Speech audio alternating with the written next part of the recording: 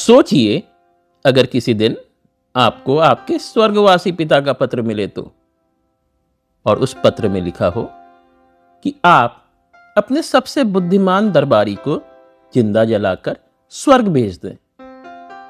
मिथिला की लोक कथाओं में एक ऐसी ही अद्भुत कहानी है, चतुर और हाजिर जवाब गोनू झा की।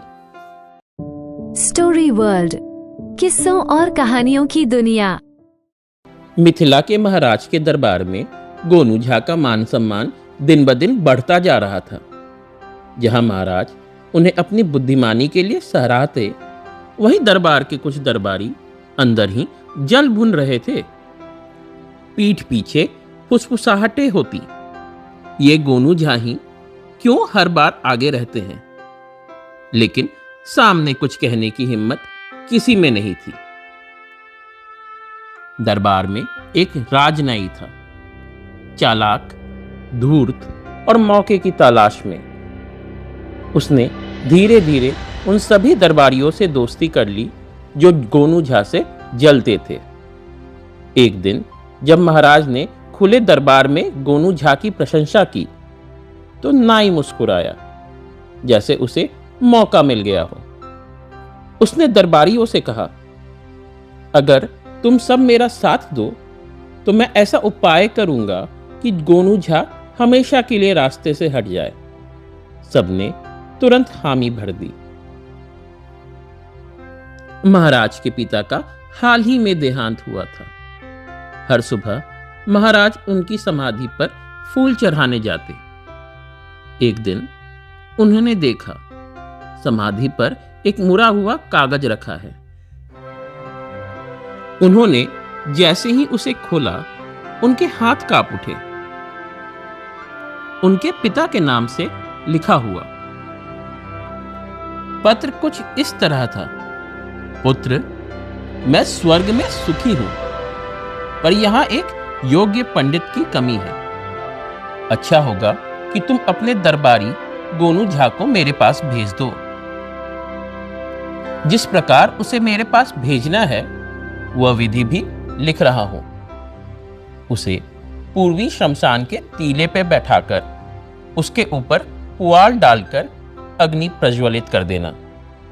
अग्नि और धुएं के साथ उसकी आत्मा सीधे स्वर्ग पहुंच जाएगी। तुम्हारा पिता। महाराज उलझन में पड़ गए। दरबार में आकर उन्होंने पूछा, क्या स्वर्ग से कोई पत्र आ सकता है? राजनाई तुरंत बोला, क्यों नहीं महाराज, देवताओं के लोक में सब संभव है। बाकी दरबारियों ने भी कहा, संभव है, संभव है। सबकी नजर गोनू झा पर गई। वो सब समझ चुके थे, पर शांत स्वर में बोले, महाराज, मैं स्वर्ग जाने के लिए तैयार हूं, बस मुझे 3 महीने का समय दे दीजिए। दरबार स्तब्ध हो गया। महाराज ने अनुमति दे दी। 3 महीने बाद पूर्वी शमशान का टीला, गोनू झा पुआल पर बैठे, आग लगा दी गई। लपटें उठी और धुआं फैल गया। 3 दिन तक आग सुलगती रही। सबने मान लिया, गोनू झा स्वर्ग पहुंच गए। ठीक 3 महीने बाद दरबार लगा हुआ था। अचानक आवाज आई, महाराज की जय हो। सबने मुड़कर देखा और दंग रह गए। गोनू झा सामने खड़े थे, मुस्कुराते हुए।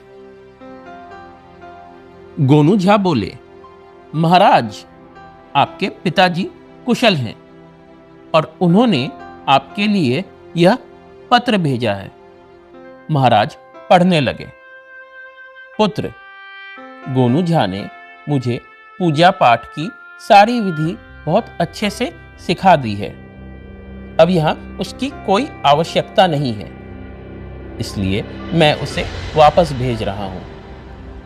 लेकिन एक बड़ी समस्या है, यहां कोई नाई नहीं है। मेरी दाढ़ी और बाल बहुत बढ़ गए हैं।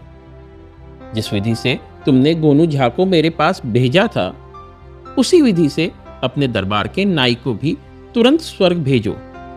तुम्हारा पिता। दरबार में सन्नाटा छा गया।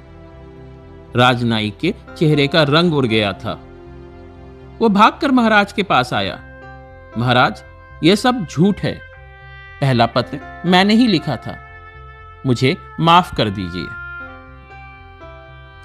गोनू झा बोले, महाराज, मुझे पहले ही समझ आ गया था कि यह एक साजिश है। इसलिए मैंने 3 महीनों में अपने घर से शमशान तक एक सुरंग बनवाई। जब आग लगाई गई, मैं उसी सुरंग से निकलकर अपने घर चला गया। महाराज क्रोधित हो गए। ऐसे दुष्ट को मृत्युदंड मिलना चाहिए। नायक रोने लगा। गोनू झा के पैरों में गिर पड़ा। तब गोनू झा बोले, महाराज, दया ही सबसे बड़ी शक्ति है। इसे जीवन दान दे दीजिए। महाराज ने उसकी जान बख्श दी, लेकिन उसे कारागार में डलवा दिया। गोनू झा की इस कहानी ने हमें बताया कि बुद्धि और धैर्य से सबसे बड़ी साजिश भी मात खा जाती है। और याद रखिए, जो दूसरों के लिए गड्ढा खोदता है वह खुद उसमें गिरता है। अगर आपको ऐसी ही मजेदार लोक कथाएं सुननी है तो चैनल को जरूर सब्सक्राइब करें और बताइए आपको गोनू झा की कौन सी कहानी सबसे ज्यादा पसंद है। आप सुन रहे हैं स्टोरी वर्ल्ड, जहां कहानियां दिल से सुनाई जाती हैं। धन्यवाद।